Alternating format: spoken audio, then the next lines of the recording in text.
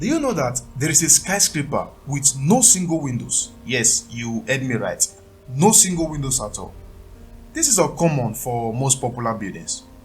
The real reason this skyscraper in question doesn't have any windows is a highly classified government secret, and the only reason we know this secret is because of leaked NSA documents and investigative reports. And this skyscraper in question is known by three names. Some call it the Long Lines Building, some call it 33 Thomas Street, while others simply call it AT&T Exchange Building. The building is known as Long Lines Building and is owned by the multinational telecom company AT&T. And this unique skyscraper is located in Manhattan, New York City. The building has a granite cladding which clad the structure and is stands at 550 feet at 33 Thomas Street. Even in a city like New York City, where tall buildings are typical, people passing by would usually look up to gaze at this intimidating structure, and their attentions are drawn not by the building height but by its fortress-like appearance.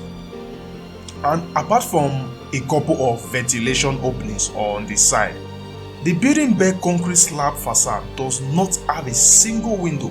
So you might be wondering, how then does air come in and go out of the building?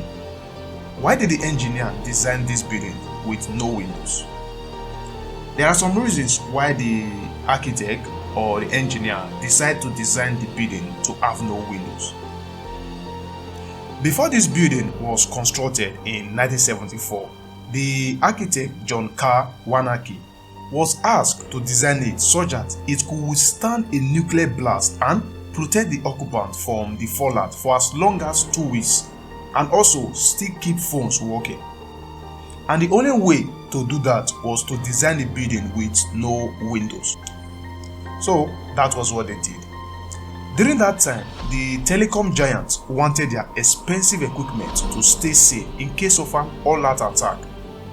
And the building was built to house AT&T solid-state switches, among other equipment for the long-distance telephone line. And this was what gave rise to the name Long Lines Building. Cutting out windows and replacing them with stones or other light-proof building material might seem like the only solution for eliminating heat gained from light. The fact is that windows have come a long way since 1974 when 33 Thomas Street first opened. A windowless building may be fine to house telecommunications equipment as 33 Thomas Street was designed to do, but it is not desirable for human occupants. About half of it from daylighting come from infrared and the other half from solar heat gained from visible light. Low emissivity coating on glass have been around for about the same amount of time as 33 Thomas Street, and they do a pretty good job of blocking infrared. But the challenge until recently has been how to deal with controlling solar heat gain while maintaining a connection with the outside world. One solution that is growing in popularity is variable tint smart glass using suspended particle device light control technology. It allows users to control and instantly vary the tint of glass to control the amount of light coming into a structure or into a vehicle. And this glass can be controlled by almost any building control system or use inexpensive sensors such as motion detectors, photo cells, or even your smartphone, or simply wall switches and dimmers to vary the amount of visible light coming into a building. And it can block up to 95% of heat from entering a building or structure. In a sunroof, using technology offered by Mercedes, their test shows that it reduced temperatures by 18 degrees. So imagine reducing the temperature inside your home or inside your car from 90 degrees to 72 degrees without using the air conditioning. That would be awesome, right? Add to this the ability to optimize and use daylighting more effectively for interior illumination by dynamically varying the tint of glass. And you also reduce the cost of hardware for lighting and the cost and amount of energy to power it, meaning there is no longer a need for builders to choose between daylight or temperature efficiency. They can simply have both.